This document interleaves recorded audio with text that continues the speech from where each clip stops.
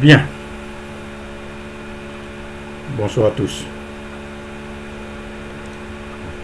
Hervé Guégué, soit salué. Maïli Ba, soit salué. Steve Biko, depuis la Mauritanie, soit salué. Yves Aipo, prompt rétablissement à toi, que Dieu te garde, soit salué. Diez Vérité, soit salué.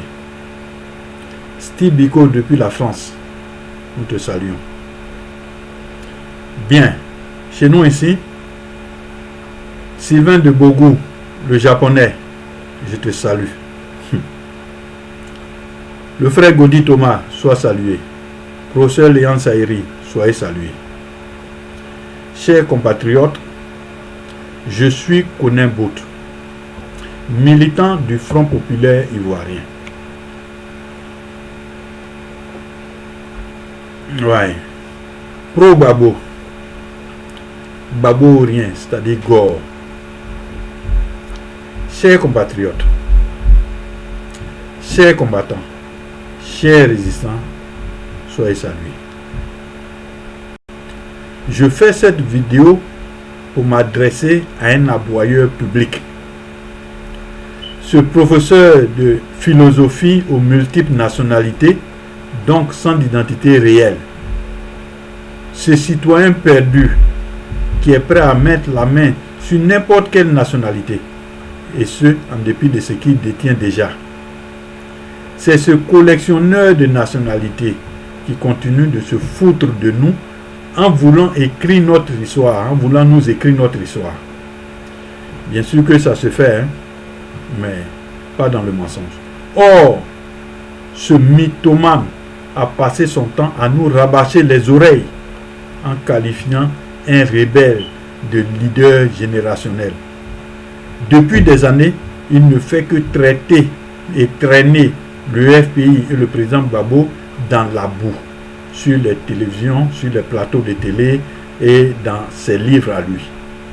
De temps en temps, il prétend que le président Gbagbo s'est approprié l'ivoirité. Mais quand on leur demande c'est quoi l'ivoirité, ils nous racontent des fariboles. Ce biberonnier qui suit dogmatiquement, aveuglement, inintelligemment le jeune collectionneur, pour emprunter l'expression d'un cyberactiviste. C'est ce mythomane, ce nymphomane, qui n'a rien de mieux à faire que de servir volontiers de serpillère à un jeune étudiant rebelle, juste pour des prébendes, qui veut se faire passer pour le donneur de leçons. Quel manque d'estime en soi, que j'ai honte à sa place. Mais que voulez-vous? C'est ce chien de chasse, ce chien de service, de ce petit gros, du collectionneur, de l'éventreur, qui s'adresse à nous n'importe comment. Et on me dit de ne pas lui répondre, qu'il s'attaque, qu'il parle de Ouattara. Moi je m'en fous. Moi je ne suis pas ici pour chercher des gens qui parlent, qui insultent Ouattara ou bien qui s'attaquent à Ouattara. Ça ne m'intéresse pas. Voilà, je n'ai rien à cirer, je ne suis pas à la recherche d'un poste, donc ça ne m'intéresse pas. Je ne sais pas où je vais croiser, je vais le croiser. Donc je suis là, j'apporte ma part. C'est d'apporter, c'est d'établir une certaine vérité là où ça se trouve. Là où il faut établir la vérité. Et ça, il y a des choses que nous ne pouvons pas laisser passer. Oui, ça fait combien d'années le monsieur là, il nous traîne dans la boue, il traîne le président Gbagbo dans la boue. J'ai eu déjà à discuter avec lui sur des radios étrangères ici. Mais il continue. Voilà. Aujourd'hui, il est avec le petit gros. Et ils font du n'importe quoi. Écoutez-le ici. Écoutez-le. Voilà. Je vais vous présenter. La Côte d'Ivoire, voilà. Écoutez. Ces 30 dernières années. Voilà. Souvenez-vous bien qu'à la mort du président Félix Houphouët-Boigny en décembre 1993, c'est la question de la succession constitutionnelle qui a mis la Côte d'Ivoire littéralement en difficulté, en danger. À l'époque, il y avait deux héritiers en compétition.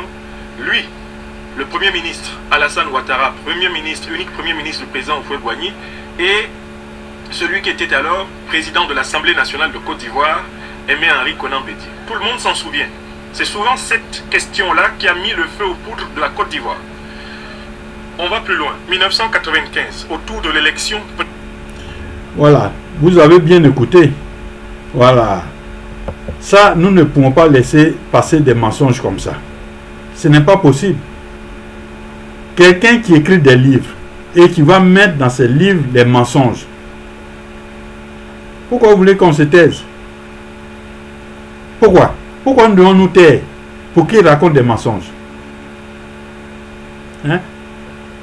Lui là, il a passé son temps à vouloir nous vendre un génocidaire, un assassin, un collectionneur. Il a toujours présenté ce dernier comme un démocrate. Ce dernier-là, il a fait quoi pour mériter le titre de démocrate? Un rebelle peut-il être un démocrate? Il peut être un démocrate. Où on a vu ça? Hein? On prend un rebelle, quelqu'un qui fait une rébellion, qui vante les gens, qui tue les gens. Sous son commandement, on met des gens dans les conteneurs. Et lui, là, on le présente comme un démocrate. Et c'est lui là qui fait ça. Et maintenant, il vient nous raconter notre propre histoire. Hein. Il se situe dans le temps. Hein. Il parle de succession constitutionnelle. Allons-y, écoutez. Si vous avez bien écouté, il parle de succession constitutionnelle. Peut-être que je vais vous refaire lire. Voilà, je vais vous faire relire ça. Il parle de succession constitutionnelle. C'est-à-dire, il se situe dans le temps. Alassane Ouattara parle de questions constitutionnelles, écoutez, de questions qui impliquent la souveraineté populaire et démocratique du peuple ivoirien, et des questions qui, en réalité, sont au cœur de ce qui a souvent fait, malheureusement, chavirer la Côte d'Ivoire ces 30 dernières années. Souvenez-vous bien qu'à la mort du président Félix Houphouët-Boigny, en décembre 1993, c'est la question de la succession constitutionnelle qui a mis la Côte d'Ivoire littéralement en difficulté, en danger. À l'époque, il y avait deux héritiers en compétition. Lui, le Premier ministre Alassane Ouattara, unique Premier ministre du président Houphouët-Boigny, et celui qui était alors président de l'Assemblée nationale de Côte d'Ivoire, Aimé Henri Konan Bédié. Tout le monde s'en souvient. Alors, vous voyez, il parle de... C'est un intellectuel. Voilà, c'est-à-dire c'est lui qui a les agrégations. Il parle de succession constitutionnelle et puis il nous parle de deux héritiers. Où on a vu ça? Ça, c'est le premier mensonge. C'est un gros mensonge. Ce n'est pas vrai. Voilà. Quand on parle de succession constitutionnelle, c'est-à-dire que ça découle de la Constitution. Or, la Constitution, dans son article 11, dans son article 11, la Constitution de 1960, article 11, stipulait que en cas de vacance de la présidence de la République, par décès, par démission ou par empêchement absolu, les fonctions de président de la République revenaient de plein droit au président de l'Assemblée nationale. Ça, c'est l'article 11 qui le disait. Voilà, je peux le lire quelque part ici. Mais c'est ce que ça disait. Alors, où est deuxième héritier là? Où c'est quitté? Pour parler de la Constitution. C'est quel article qui parle de deuxième héritier? Ce monsieur-là, qui est là, Ouattara là, il était Premier ministre. Donc, il n'y avait aucun article qui parlait de lui. Cette fonction-là même a été créée comme ça. Ça n'existait pas dans notre Constitution. Il n'y avait pas le titre, il n'y avait pas un article qui parlait d'un Premier ministre. Alors, donc, quand on parle de succession constitutionnelle, on ne peut pas ajouter Ouattara dedans. Parce que ça, c'est important dans la suite des débats. Voilà. Ouattara n'était pas un successeur constitutionnel. Voilà, en 93 là, il n'était pas. Et je vais vous présenter ce que les fologos et tout le monde le dit. Donc, un intellectuel ne peut pas s'amuser à être aussi léger, comme lui-même il ne veut pas qu'on soit léger, il ne peut pas être aussi léger que ça. Voilà. Donc, on va poursuivre. On va poursuivre ce qu'il continue de raconter. C'est souvent cette question-là qui a mis le feu aux poudres de la Côte d'Ivoire. On va plus loin. 1995, autour de l'élection présidentielle, va naître le Front républicain, associant le président Laurent Gbagbo, président du FPI, et le mentor du RDR, l'ancien premier ministre Houphouët-Boigny, Alassane Ouattara, lequel, avec Laurent Gbagbo, dans le cadre du Front républicain, va se liguer contre le président Henri Konan Bédié successeur constitutionnel du président Houphouët-Boigny, et il va y avoir boycott de l'élection présidentielle. Alors vous voyez, là encore il se situe dans le temps. Il parle de 1995.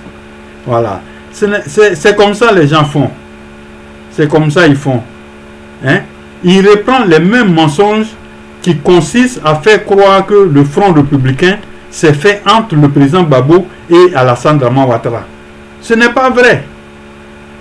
Oui, ce n'est pas vrai. Le Front républicain, le Front républicain s'est constitué, s'est fait entre le FPI et le RDR. À l'époque, le FPI était dirigé par le président Laurent Gbagbo et le RDR était dirigé par Denis Kobena. C'est entre les deux qu'a été constitué le Front républicain. Ouattara est venu plus tard.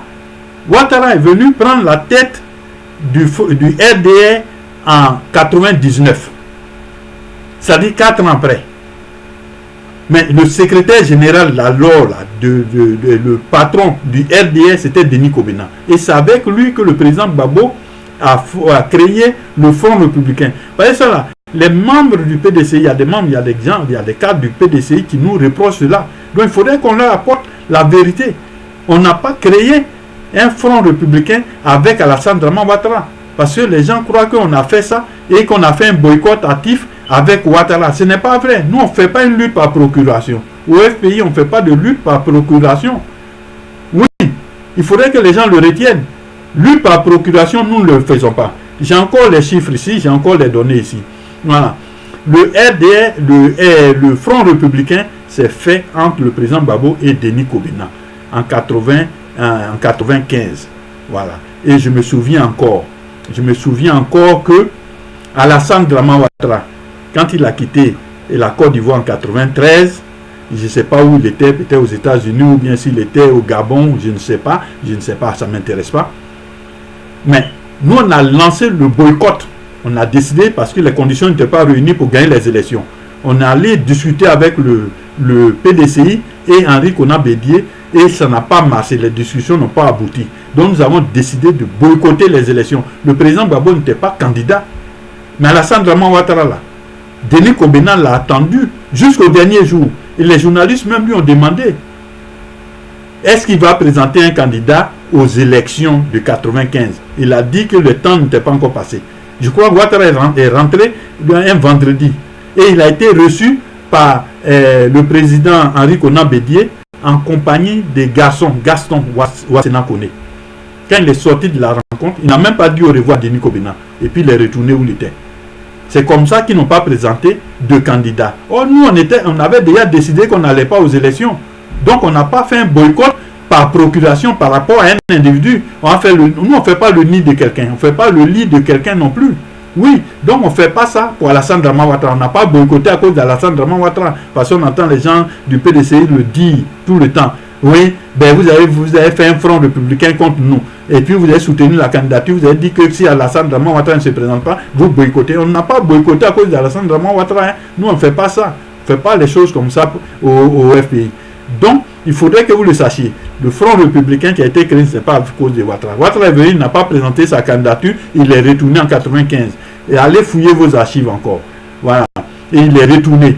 Et c'est ainsi que nous avons continué dans le Front républicain avec Denis Kobena pour boycotter les élections. Il y a eu beaucoup de morts, ça s'est arrêté là. Voilà. Donc c'était une précision qu'il en valait la peine de faire. Et là, je vais vous présenter encore une autre vidéo qui parle de cela. Voilà. Attendez, je vais vous présenter ça. Voilà. Écoutez ici. Écoutez ici. Comment il s'appelle? Fologo. Il faut que la Constitution soit appliquée.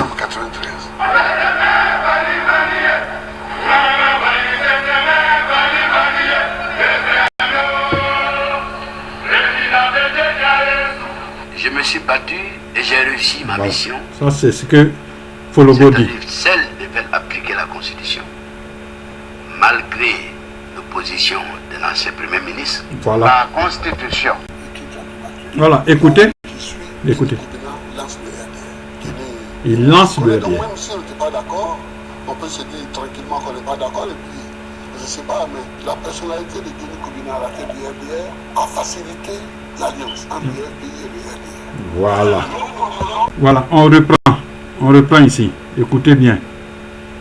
Et que l'ancien Premier ministre Houphouët-Boigny n'était pas de nationalité ivoirienne. Donc, il quitte la primature.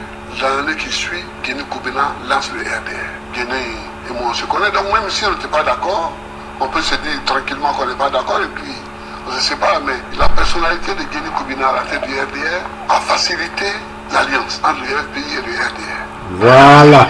L'élection présidentielle de 1995, parce qu'il n'accepte pas les conditions qu'il considère antidémocratiques dans lesquelles cette élection est organisée par le régime PDCI du président Béty. Vous vous en souvenez? Et c'est l'échec de la présidentielle de 1995 qui conduit la Côte d'Ivoire vers une dérive dont l'aboutissement est le coup d'État du 24 décembre 1999. Vous vous en souvenez? Chaque fois que la Côte d'Ivoire a été menacée, c'était autour de cet événement fondamental, de cette mère des élections ivoiriennes, qu'est notamment l'élection présidentielle. Octobre 2000, n'est-ce pas autour de l'élection présidentielle d'octobre 2000 que Laurent Gbagbo reconnaît qu'il arrive au pouvoir dans des conditions calamiteuses?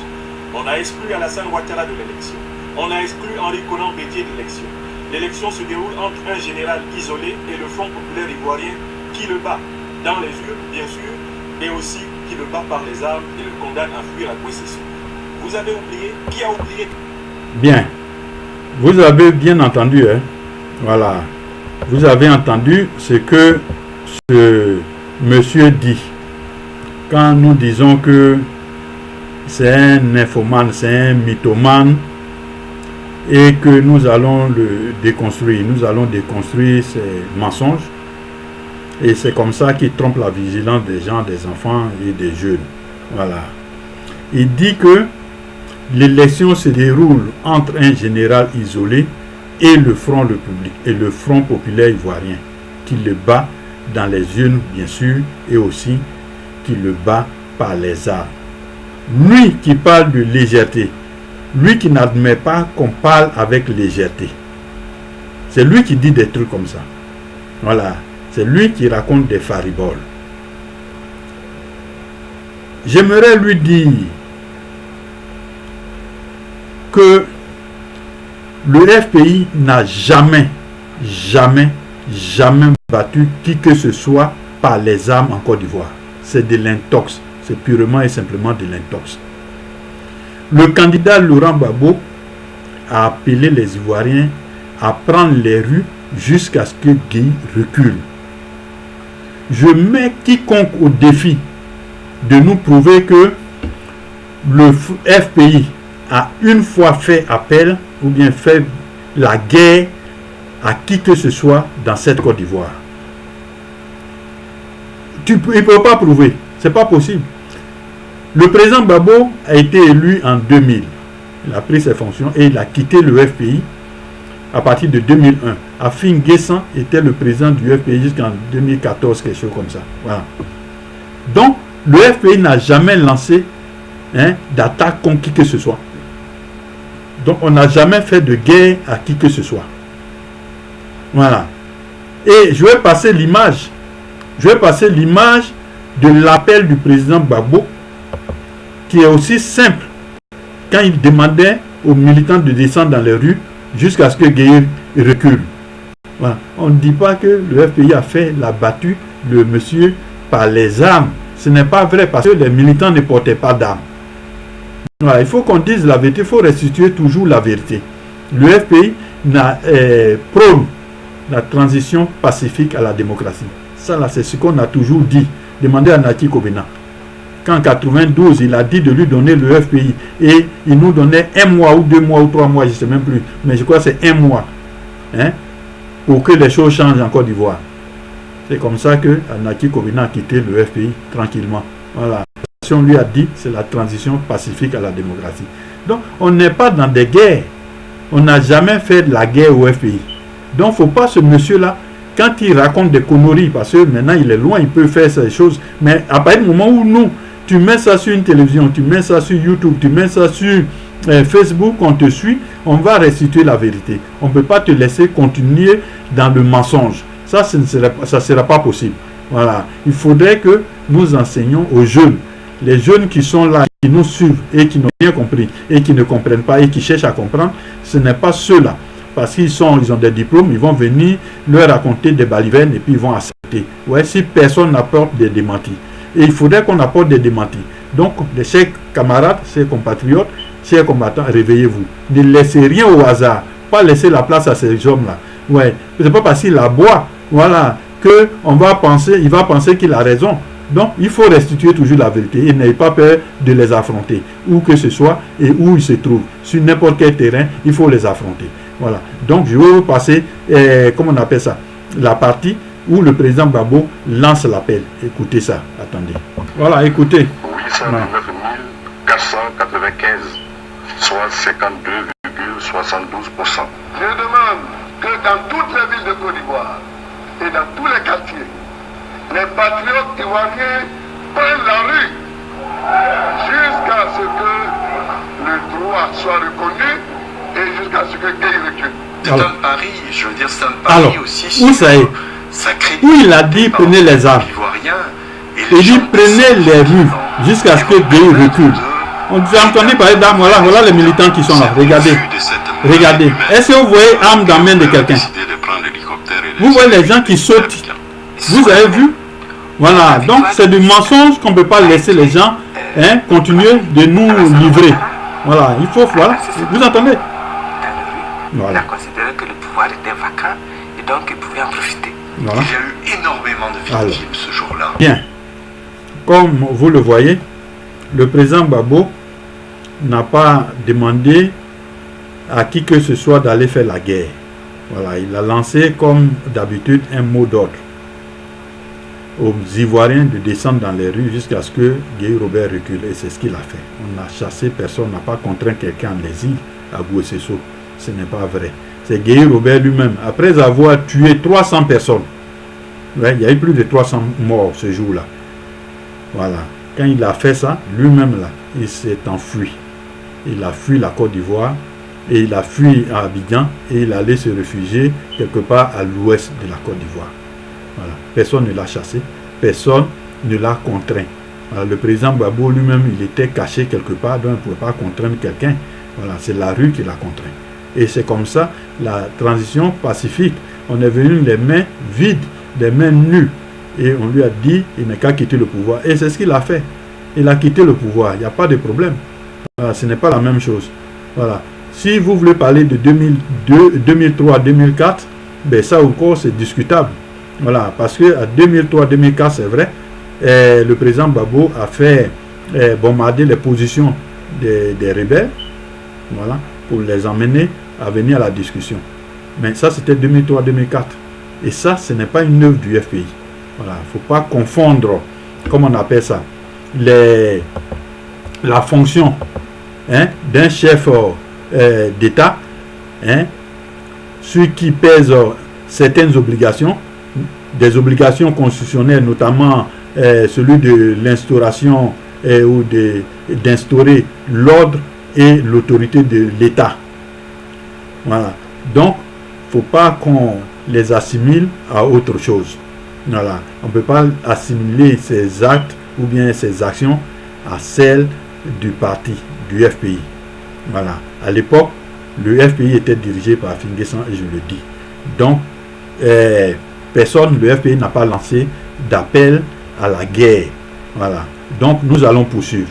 Nous allons poursuivre ce que le reste de la vidéo de ce monsieur. Voilà. Ce monsieur très haineux, ce monsieur très haineux, comment on appelle ça, ce chien de chasse, le chien de chasse du petit groupe.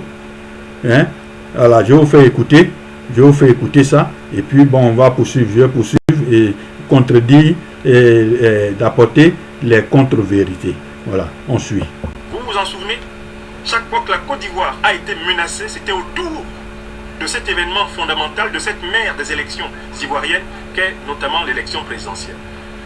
Octobre 2000, n'est-ce pas autour de l'élection présidentielle d'octobre 2000 que Laurent Gbagbo reconnaît qu'il arrive au pouvoir dans des conditions calamiteuses. On a exclu Alassane Ouattara de l'élection. On a exclu Henri Konan Bédié de l'élection. L'élection se déroule entre un général isolé et le Front populaire ivoirien qui le bat dans les urnes, bien sûr, et aussi qui le bat par les armes et le condamne à fuir à Guessesso. Vous avez oublié qui a oublié? Voilà, donc vous voyez, là encore, comme je vous l'ai déjà dit, c'est les mensonges. Il y a eu 19 candidatures à l'élection de 2000. Voilà, il y a eu 19 candidatures. 14 ont été rejetées par la Cour suprême. Et il y a eu 5 qui se sont présentés aux élections. Ça ne s'est pas déroulé entre le président Gbagbo et Guéhi Robert. Francis Vaudier, président patron du PIT, Parti ivoirien des travailleurs, était candidat. Mel Théodore était candidat.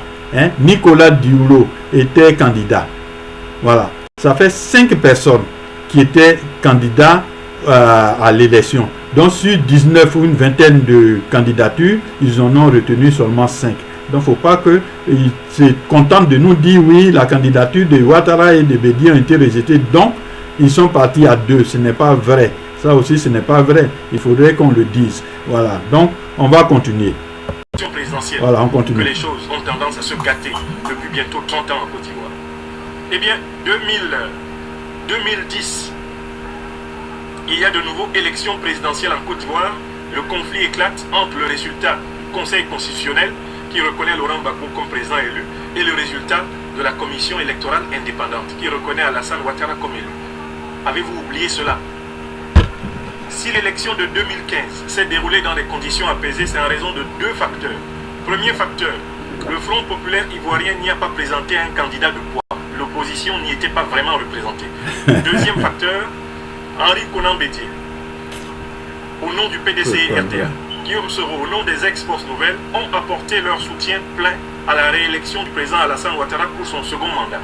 Ce qui fait que les 83% qu'il revendique là, pendant la conversation, viennent bel et bien de l'alliance large du RHDP d'alors, groupement de partis politiques, grâce à laquelle il est parvenu au pouvoir. Est-ce que c'est clair? Mais je viens de vous rappeler, donc, on ne peut pas parler de l'élection présidentielle avec légèreté, si ce n'est un acte d'intérêt. Voilà, donc vous l'avez écouté. Il dresse là encore 2 facteurs seulement. Voilà, s'il n'y a pas eu de problème aux élections de 2015, c'est dû à 2 facteurs. Voilà.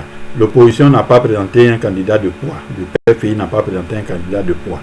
Et puis, bon, les alliés de Ouattara, notamment Bédié et puis Soro, étaient avec lui. Donc, il a totalisé autour de 83%. Voilà. Mais il oublie l'élément essentiel parce que là, il est en train de parler d'un sujet très important. Voilà. Cet amoureux prébendier là, cet amoureux prébendier, il s'amuse. Ce qui est le plus important, il ne veut pas le dire. Parce qu'il garde le reste pour la suite. Parce qu'il veut pas voir, il est en train de réfléchir si ça ne contredirait pas ce qu'il a dit dans le passé. Voilà. Les gens, c'est ça, il faut être toujours constant. Et quand ils n'ont pas, ils pensent qu'ils vont déraper, ils essaient de prendre un peu de recul et c'est ce qu'il est en train de faire. Sinon, il doit savoir, en Côte d'Ivoire, que l'élément essentiel chez nous, c'est c'est un constat. Voilà, c'est juste un constat qui doit le faire. Ceux qui sont à la base des troubles en Côte d'Ivoire, ceux qui sont à la base des coups d'État, ceux qui créent les violences, ceux qui tuent les Ivoiriens, ils sont au pouvoir. À partir du moment où ils sont au pouvoir, et eux-mêmes ils le constatent, Ouattara même le dit, depuis 2011, il n'y a plus de troupes. Depuis qu'il est venu au pouvoir, ce pouvoir qu'il cherche depuis 1990, il voulait prendre ce pouvoir des mains de Bédié. C'est encore là. Les Fologos sont encore vivants.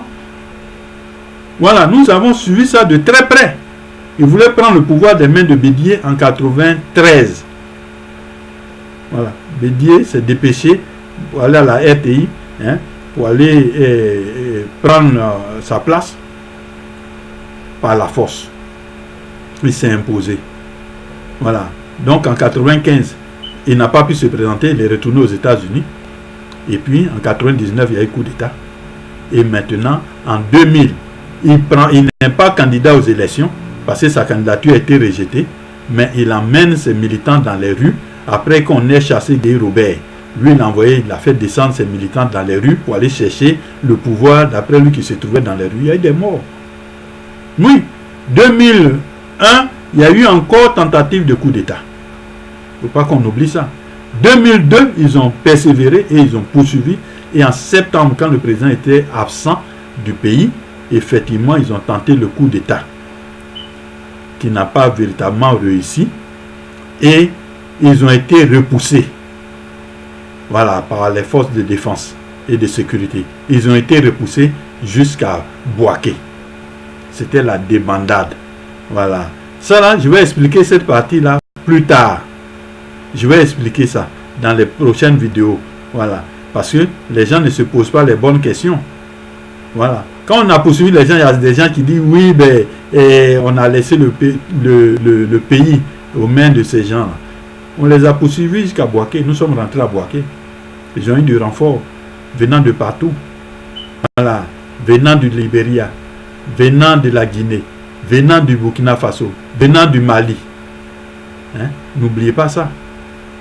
Les Sénégalais même sont venus les aider. Donc, mais ce qui a fait la différence, c'est l'armée française qui a donné l'ordre à nos soldats de sortir de Bouaké. Aujourd'hui, là, jusque-là, personne n'a encore dit. Vous ne posez pas, les journalistes ne font pas leur travail. Et c'est ça. Mais on parlera de ça plus tard. Voilà. Donc, la partie intéressante là, c'est ça. Les faiseurs de coups d'État sont au pouvoir. Ils ne peuvent pas s'opérer à eux-mêmes un coup d'État. Donc, c'est pourquoi il n'y a pas de troubles présentement. Il n'y a rien. Il n'y a rien sur le territoire. Et eux-mêmes le savent. Parce que ce n'est pas le FPI qui prône la transition pacifique à la démocratie qui ira faire la guerre à ceux-là. Voilà. Nous sommes des gens très lucides, c'est notre pays. Donc on ne veut pas que le pays sombre dans le chaos. Voilà. Ça là, on discutera aussi de 2010-2011. Voilà. C'est là que je vais me mettre dans mon habit d'homme de sécurité. Voilà. Et comme ça, on va discuter avec ceux qui pensent que, parce qu'ils sont gendarmes, ils sont militaires, ils détiennent les informations, on va discuter à ce niveau-là. Voilà, ce n'est pas pour me vanter. Je ne me vante pas parce que moi-même, j'ai pris part active dans cette, comment on appelle ça, dans ce qui s'est passé en 2010, sans être sur le terrain. Voilà. Je sais ce qui s'est passé, j'ai suivi tous les événements de bout en bout. Ouais, donc je dispose d'un certain nombre d'informations. Je ne détiens pas la vérité, je ne détiens pas les vérités. Mais au moins j'ai un mot à dire en ce qui concerne tout ce qui se raconte autour de ce qui s'est passé.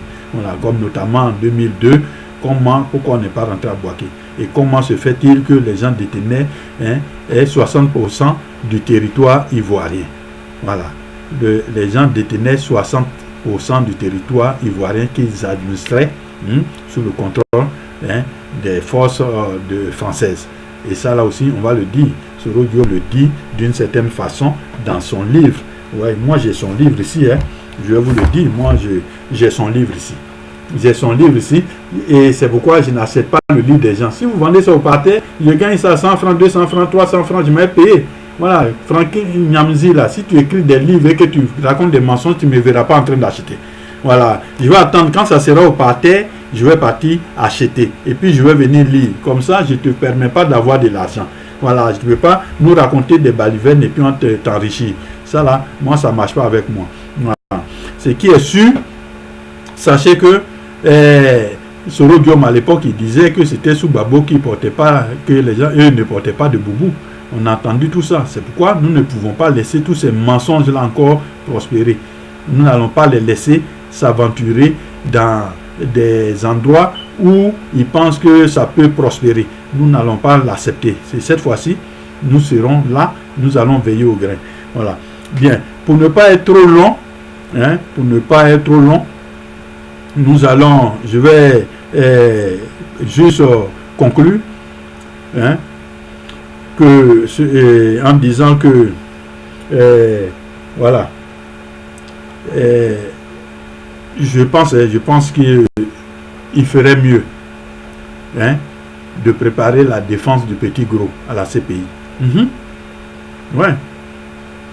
Il sait qu'il est sur la liste de la CPI. Ça, lui, il le sait. Bientôt, tous ses biens en dehors de la Côte d'Ivoire seront confisqués. Ça sera saisi. Tout le monde sait ça. Désormais, il ne peut plus voyager. Ouais, on se souvient ce qui s'est passé en France il n'y a pas si longtemps.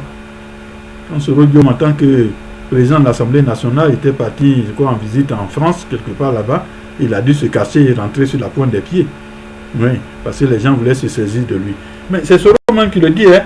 Il le dit dans son livre, il le dit dans son livre ici, à la page 112 ici. Voilà. Il dit, voilà. Il dit quoi? J'ajoute un dernier mot. Au sein de la liste toujours secrète,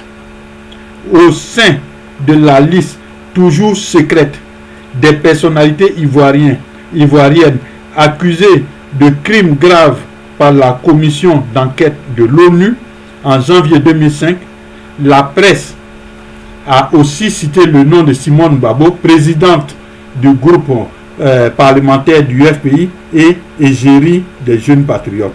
À mon sens, son mari lui-même devra répondre de ses actes. Voilà. Vous entendez? Il faut ajouter à la liste secrète. C'est-à-dire que ce qu'il est en train de dire, c'est que la Cour pénale, là, ou bien l'ONU, là, ils ont des listes secrètes qu'ils dressent. Et lui, il sait qu'il est sur cette liste. Il n'est plus président de l'Assemblée nationale.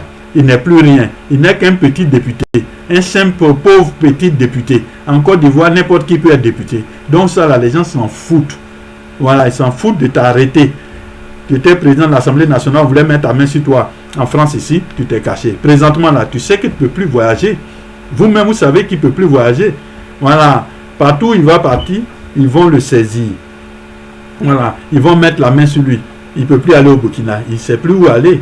Donc, il cherche ses bases, là où il pourra se cacher, hein, dans la population et dans les populations dans le nord, où il va faire toutes les villes. Tant mieux. Nous, là, moi, je n'ai aucun intérêt et je ne supporte pas, hein, je dis la vérité, voilà, je ne supporte pas qu'on amène un Africain dans cette cour-là. Voilà. Il faudrait que tu le saches. Tel que je suis là, aucun Africain ne doit pas paraître ou bien ne doit pas comparaître dans cette cour. Mais, c'est toi-même qui le disais, hein, et nous tous nous le savons, les crimes qui relèvent de la compétence de la CPI sont imprescriptibles. Ça, c'est l'article 29 qui le dit. L'article 29 de leur charte, là. Le statut, c'est ça, non, le statut de Rome. Voilà. Ça le dit, c'est imprescriptible. Voilà. Et toi-même, tu l'as dit dans l'un de tes machins. Tu assumes que tu es le chef rebelle. Et tu l'as dit quelque part, là. Hein? Tu l'as dit quelque part à la page 106. Tu dis, ouais, mes soldats ne sont pas des voleurs. Tu dis bien mes soldats. Tu n'as pas dit nos soldats, tu dis mes soldats. Ça y est, tu assumes tout. Voilà. Tu protèges les gens. Tu as aimé tellement le monsieur là et que tu as tout fait pour le maintenir là. Aujourd'hui, tu vas comprendre. Voilà. Prends seulement le temps de sortir de la Côte d'Ivoire, tu vas comprendre. Voilà. Moi, je te dis, préparez votre défense. Vous n'allez pas me voir aller pleurer pour vous. Hein. Ouais, cher ami, c'est vrai, on a été des camarades, mais tu ne vas pas me voir en train de pleurnicher ou bien pleurer si les gens t'ont saisi. Voilà, tu ne vas pas me voir aller faire une quelconque manifestation, bien écrit quoi que ce soit. Voilà, tu vas assumer comme tu as toujours assumé. Voilà, ce n'est pas mon souhait, hein, que tu arrives là-bas. Mais maintenant, là, toi-même, tu sais que tu n'as plus de couverture. Le parapluie, là, il est tombé. Voilà, donc, vous n'allez pas compter sur nous autres pour faire ça. Donc, sur ce, moi, je vous attends. Arrêtez de raconter des bêtises. Quand vous voulez intervenir, ouais, c'est vrai qu'on peut vous donner de l'argent et autres, mais dites les choses dans la vérité, c'est tout. Ne venez pas raconter des choses, surtout toi, comment il s'appelle, l'homme aux multiples nationalités là. Voilà. Il faudrait bien que tu écris des livres, il faut écrire ce qui est vrai dans notre histoire. C'est mieux comme ça on va payer, on va acheter les livres. Mais si tu viens raconter des conneries, faire l'éloge d'un éventreur, d'un buveur, voilà, c'est ça aussi qui est la vérité. Le monsieur là, il boit. il boit le sang, il a bu le sang. Et tout cela, tout le monde le sait. Donc, aussi, tu ne peux pas parler avec légèreté. Voilà. Quand quelqu'un est un buveur, on ne vient pas le supporter à tous les coups. Voilà, tu ne deviens pas le chien de chasse, le chien enragé dès qu'on veut toucher son os. Voilà, il est prêt à bondir sur les gens. Mais ce n'est pas tout le monde qui a peur des chiens. Nous, on s'en fout de ça. Voilà. Donc, on dit de ne pas te toucher parce que tu alignes les expressions. Moi, je m'en fous des expressions. Allez-y les demander. Voyez, moi, je suis un petit là, ici, là. Il s'appelle Admiral Blindé. Voilà. Il n'est pas allé loin à l'école.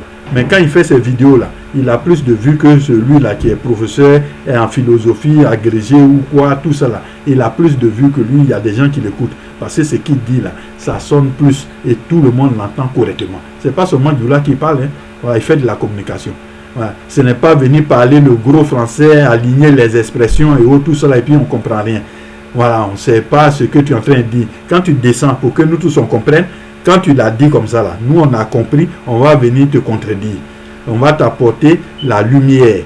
Voilà, il faut quitter là. Un homme aussi ténébreux que toi, nous on n'a pas besoin de ça. Nous on s'en fout de ce que tu sois agrégé, que tu sois philosophe ou que tu sois un professeur de philosophie, ce n'est pas mon problème, ça ne nous intéresse pas. Voilà. Dis-nous seulement la vérité et puis on avance. Mais si tu viens, tu racontes des conneries parce que tu soutiens quelqu'un qui te donne les miettes et autres, parce que ça t'arrange l'Europe. Nous tous on vit en Europe ici, on sait ce que c'est. Il ne faut pas nous faire croire que parce que je suis professeur à agrégé ici, ouais, je me suffis, tu ne te suffis pas. Voilà, tu ne peux rien faire avec ça. Nous tous on sait ça. Voilà, c'est ce que Soro te donne là, c'est ce qui compte. Ça, nous-mêmes, on sait ça aussi. Tu es un conseiller et nous savons que les conseillers reçoivent quelque chose. On ne sait pas combien, mais c'est ça là qui te permet de voyager un peu partout. Sinon, ce n'est pas ton salaire, des choses là. Aujourd'hui, maintenant, tu as pratiquement tout abandonné. Tous tes élèves te voient tout le temps sur Facebook. Chaque jour, tu es en train de faire des grimaces. Tu es en train d'aboyer.